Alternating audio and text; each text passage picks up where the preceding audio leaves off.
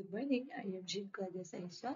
So my report is about student-led presentation, sharing insights and projects. So first question is, how do students will present their insights and project? Of course, through the discussion.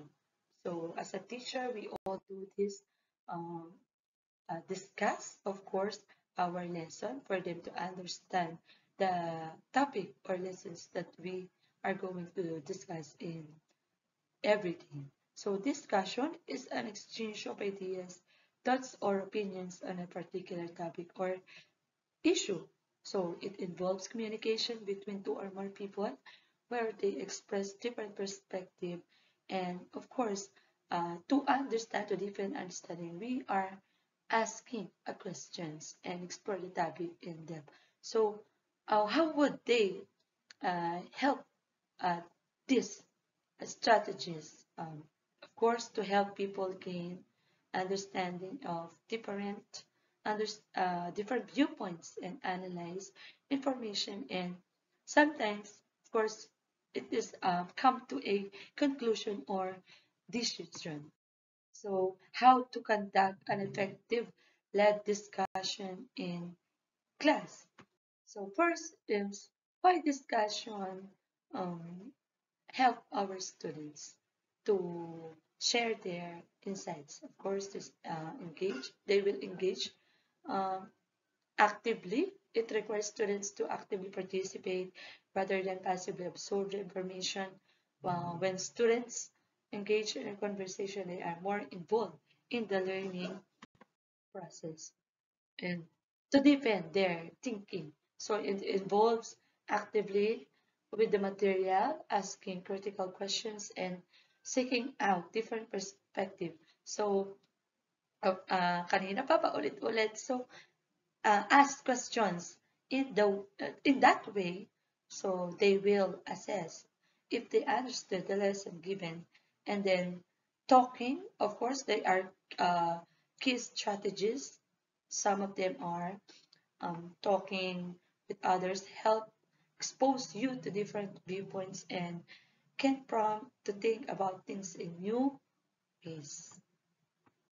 Third is to develop collaborative teamwork. So, uh, sa paraan na yun, of course, yung mga estudyante natin magkakaroon ng teamwork.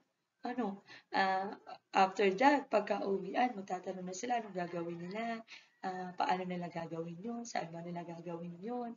And so it is very essential to create an environment where individuals can work together.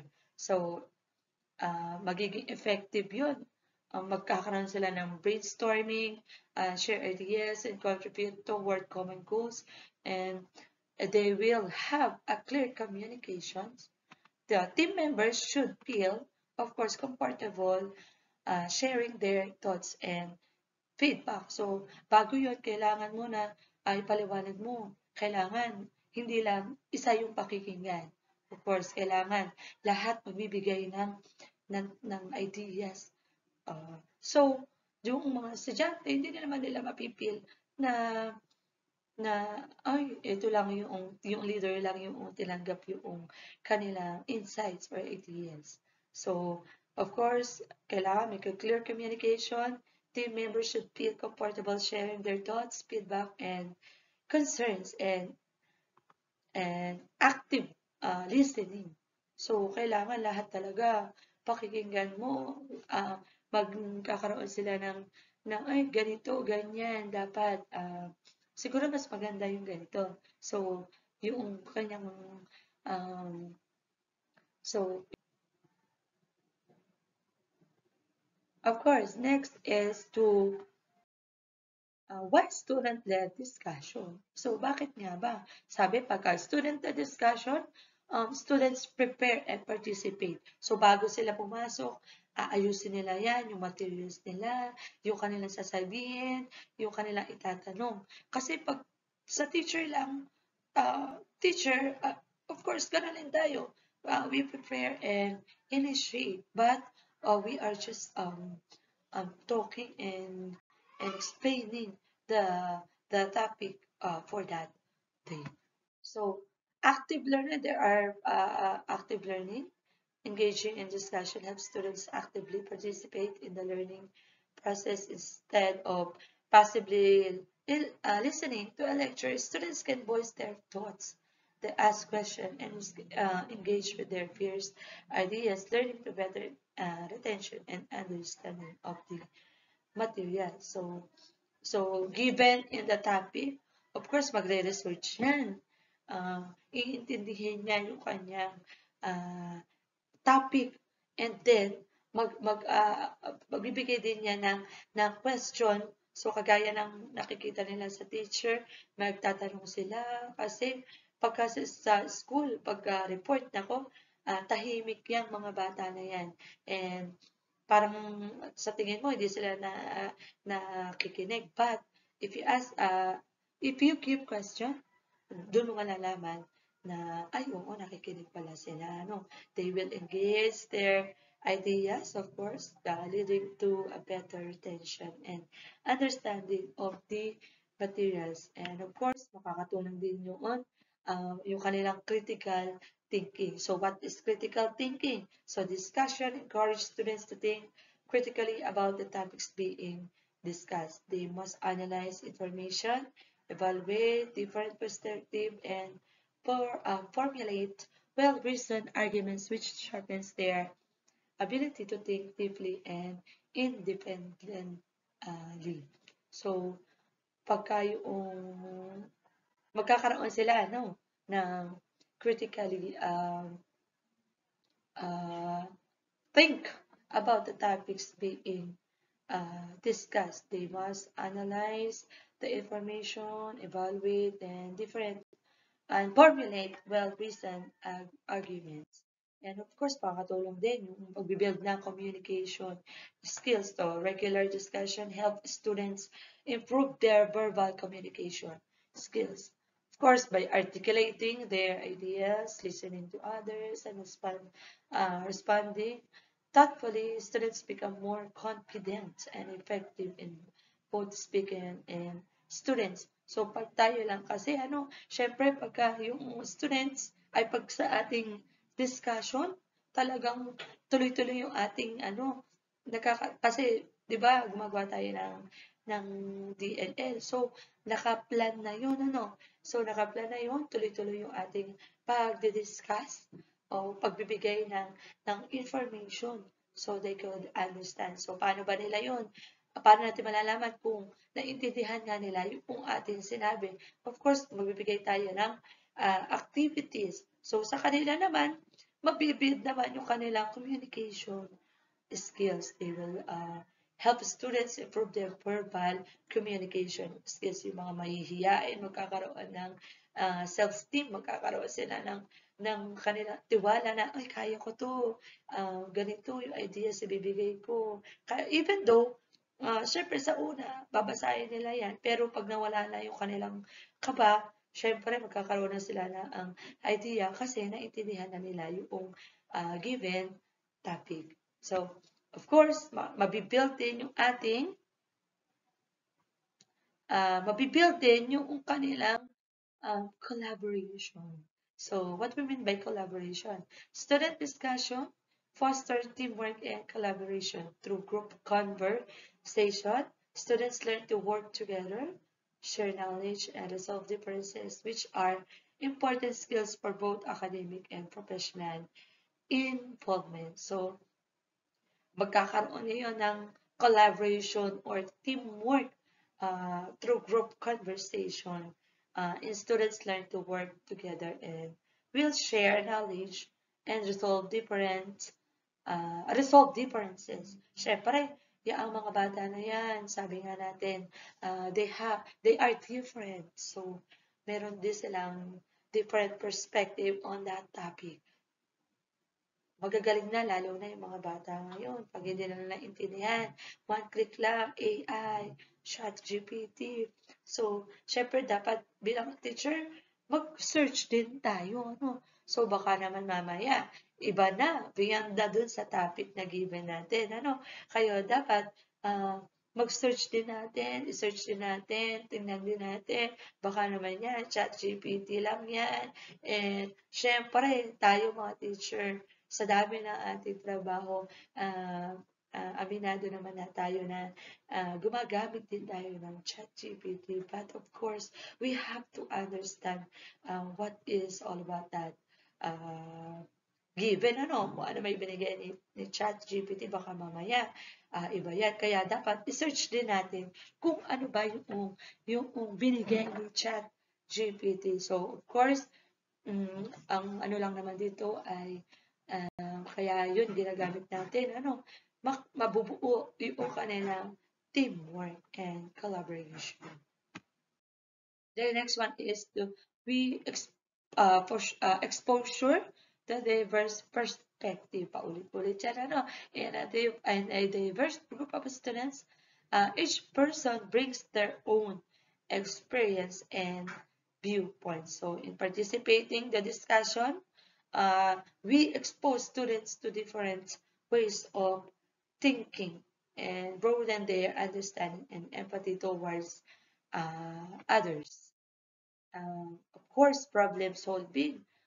Many discussions involve problem solving where in a theoretical or practical context, this process helps students develop their problem solving skills by applying concepts to real-world scenarios and considering multiple approaches to finding um, solution. So, yung mga student, syempre, pagka-group or teamwork yan. So, mag-search yan, titingnan nila. So, ano ba itong topic na to? Bakit nga ba? Ano nga ba, ano nga ba to? So, example lang, So, in my science class, so I gave them topic about kinds of weather. So, lahat sila isa-isa, Hindi nga lang teamwork, pero isa-isa. So, syempre, sa group yan, it is a group discussion, but dahil na sa ating weather, ginawa lang nila yon sa kanilang bahay, and they share their ideas through group discussion. So, makikita mo talaga yung mga bata nag-enjoy. Talaga nag-enjoy sila. Ma'am, ganito pala yun. Yung weather pala ay pwede natin i-predict, but of course, hindi natin masasabi na on that day, it is sunny day. So, ma'am, I predict that sunny day. Tapos, nun pala, ma'am, my prediction is not happen or it was not happen. Sunny day pa rin siya, ma'am. It is very hot and we don't have class in the afternoon. So, next one is engagement and motivation. So, engagement and motivation discussion can make learning more engaging and dynamic. So, when students are able to interact with their peers, they often feel more motivated to participate, leading to a vibrant learning and environment. So, sabi nga, example dito yung may performance task in science, kinds of weather. They are group, group, they are group activity, may group 1, group 2, group 3. But, sabi ko nga, na ginawa nila to in their house, but they share their ideas the next morning na. This is a 5-day activity. Doon nakita nila na nagkaroon sila ng prediction, prediction na kung ano man yung mangyayari through that day. So, they discussed. So, I take the video and picture, but I didn't put it in here because di ko napagpaalam sa mga magulang na gagamitin ko yung kanilang mga anak through my discussion. But yun nga, medyo very interactive yung aming topic or that day, So, they discuss about the kinds of weather, hindi sila pare-parehas na ano, pero explain it already. So it is very engaging and dynamic, even though they done this in their home. So when students are able to interact with their peers, they often feel more motivated. So masaya-masaya sila. Tinanong ko sila, how do you feel today? Because very happy and kasi may medyo kabado din, ano? Dahil tumayo sila doon at nagsalita sila sa harapan, nagpaliwanag ng um, kanilang um, ayun nga, kanilang topic.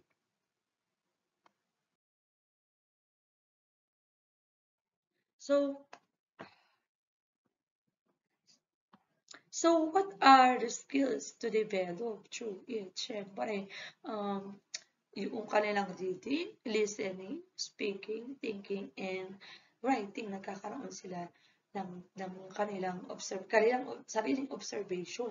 Magbabasa sila, makikinig sa iba't ibang idea ng kanilang mga classmate, and yung kanilang speaking of course, and then, syempre, mag-iisip din sila. So, these are the skills developed in discussion. So reading, listening, writing, speaking, and thinking. So paano naman yun? Sa ating part, sa part ng mga teachers, so paano natin malalaman if that is effective, ano? So here are the steps. So first, syempre, evaluate nyo muna, syempre, setting ground rules. So bago yun, kailangan ipaliwanag muna natin yung rules before discussion, checking of preparation, materials pa nila ay appropriate, giving preparation, and then the guidelines. Siyempre, sa akin, nag-print na ako ng kanilang activity para sila ay, of course, pare-parehan.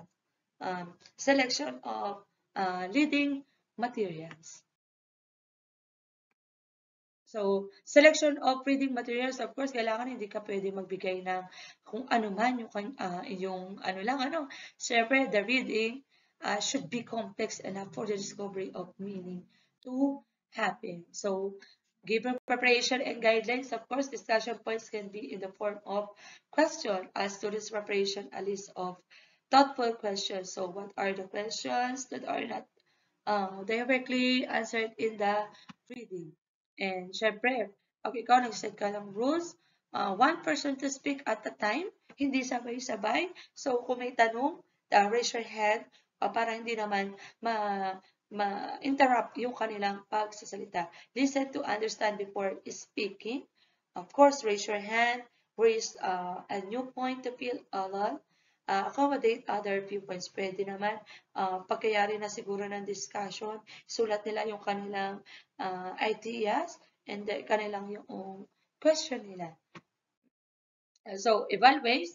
As a teacher, the students can be rated, evaluate on the following viewpoints. Syempre, quality of preparation. Ano? So, I have here I write it on my notebook. I already write it so I cannot hindi ko siya makalimutan. Ano? So, quality of preparation.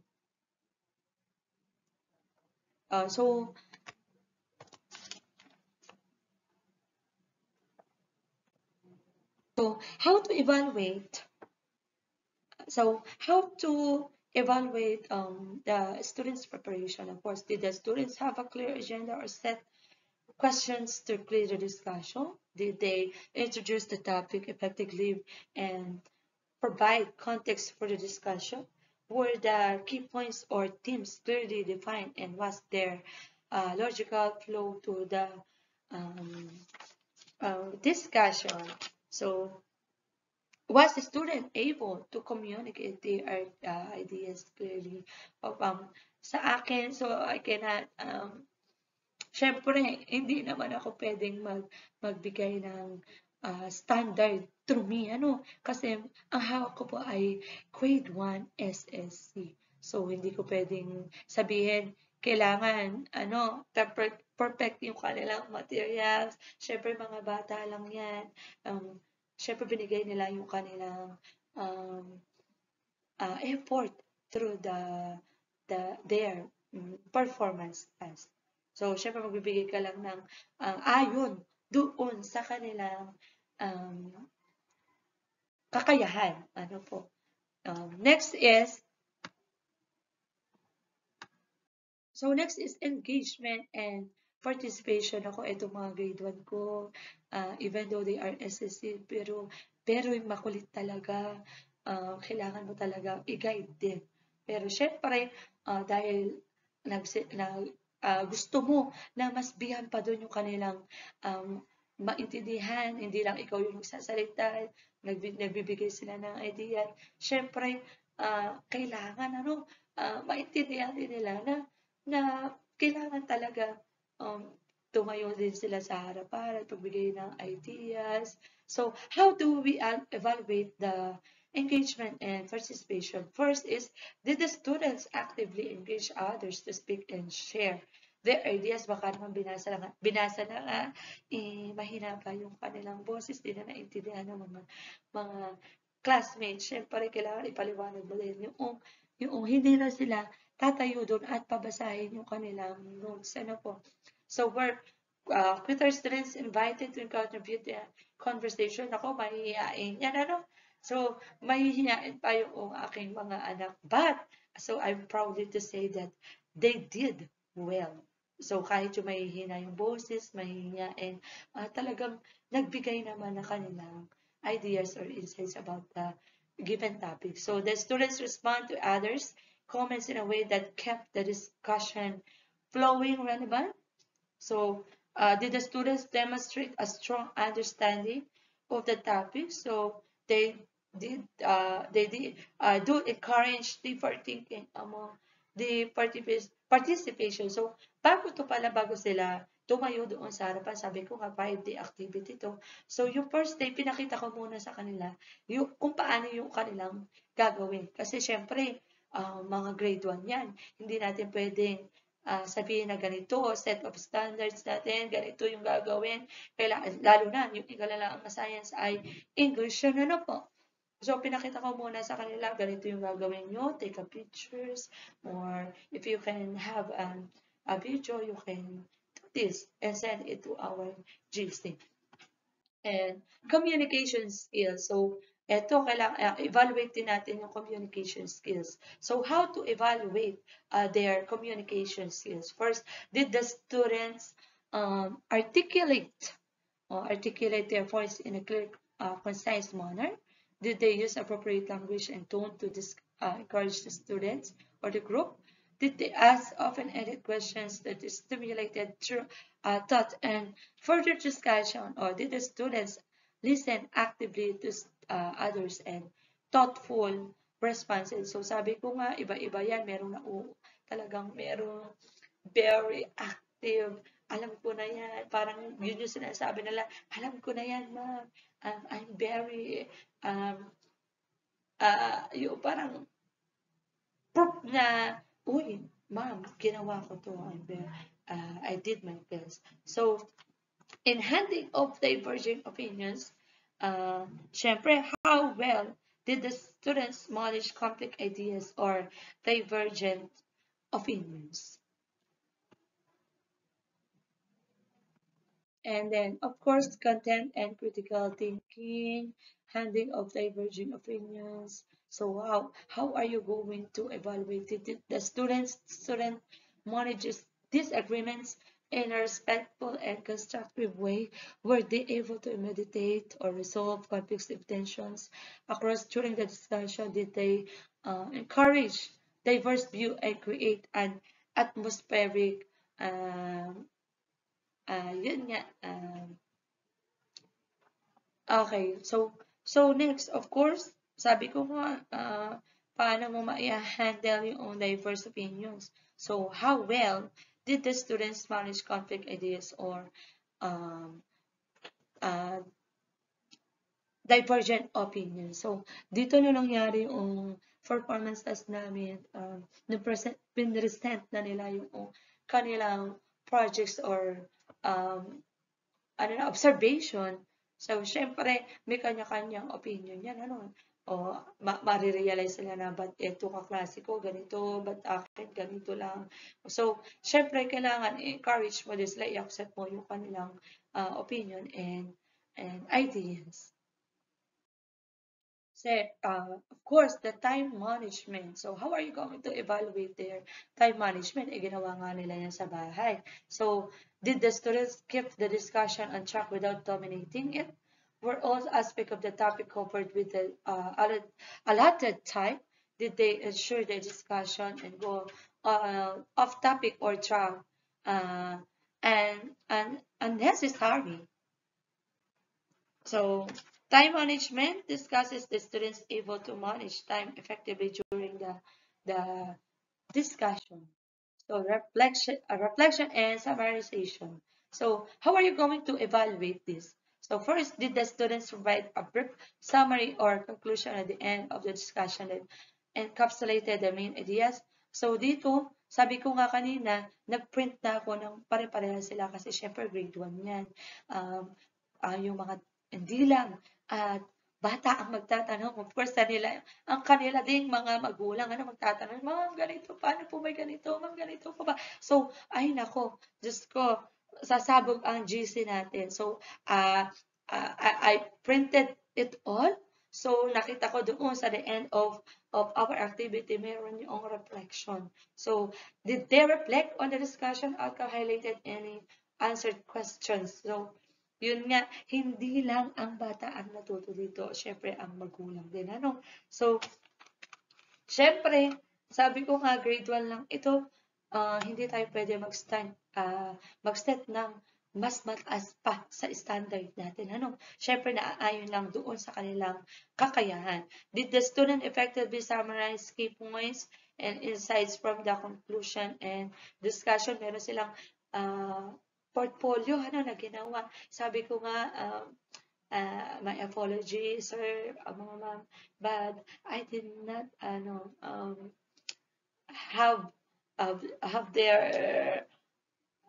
hindi ko na pagpaalam na pwede ko bang ilagay itong kanilang picture o yung kanilang mga gawain. Syempre, meron na tayong tinatawag na Privacy Act and child policy. So, pero but I have my picture. But siguro kung mapagpapaalam ko to na next time, so ihahabol ko yung picture nila.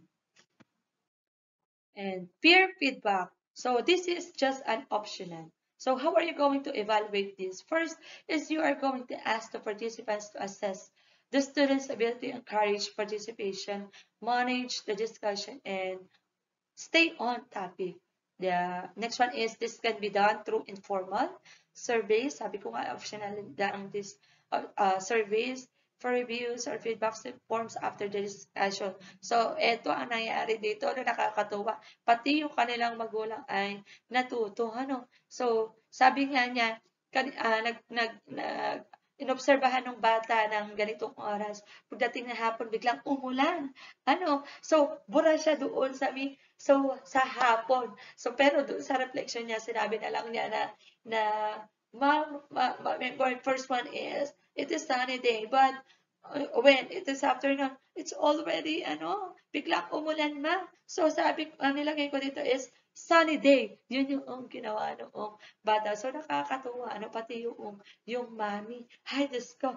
Binantayan niya syempre sa labas yung kanyang bata. Nagsuot sila ng hat. Para sa nagpayong sila yung mami, pinayungan yung anak. Kasi syempre, maiinit to. So, nakakatuwa. So, parang bonding na rin ng mami yung unang nangyari. So, next one is self-assessment. So, syempre, grade 1 yun, po, magtatanong yun, ma'am, ba't ganito ako, ma'am, ba't ganyan yung akin, ma'am, ba't ganyan yung sa kanya, So, how to evaluate? So, first one is, ask the student what they felt when, and what could be improved. And then, This encourages self-reflection and a growth mindset for future discussion. So, sabi ko nga, nagtanong ako kanina, how do you feel today? Are you happy?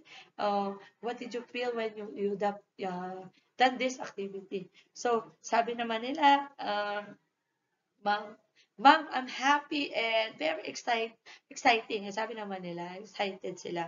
So, allow the students to reflect on their own performance in leading the discussion. So, I have here my example of rubrics.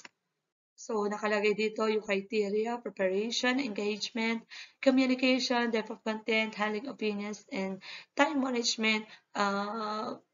Dear moms, sir, you can go back to the previous na lang. So, what is preparation, engagement, how do you evaluate communication, depth of content, handling opinions, and time management. So, the highest here is of course, excellent. That is 4. O kung siya ba ay well prepared, clear agenda ba, actively engaged of all students, clear noise, respect, in-depth, insightful criteria, manage different views well, syempre, excellent time management, and good, that is 3, mostly prepared, some of them are GAP, some of them engage more students, clear and respectful minors issue, and etc. Of course, clear understanding of the points of view or the ideas.